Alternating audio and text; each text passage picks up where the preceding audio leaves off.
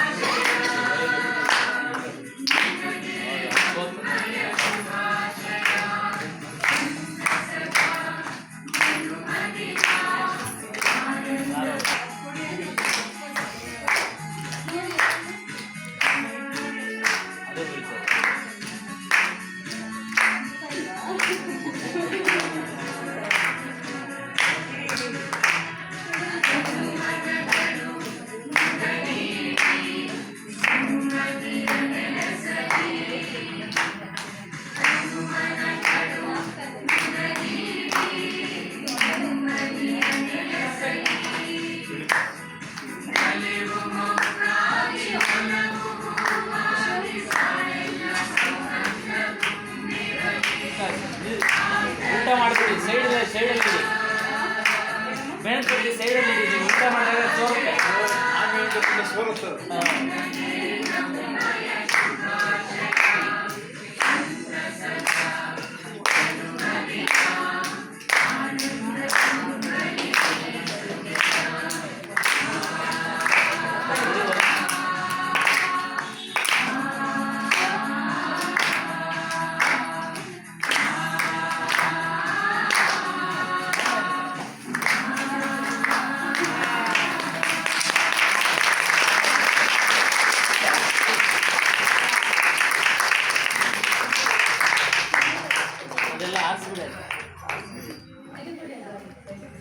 ಆರಿಸ್ಬೇಡಿ, plastic ಹತ್ಕೊಳ್ಳುತ್ತೆ ಇಲ್ಲ.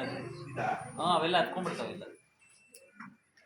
Hi guys, तो आज हम लोग जा रहे हैं हिंदू टेंपल विजिट करने। नया टेंपल यहाँ पे खोलने मिला है आज का लोकेशन है।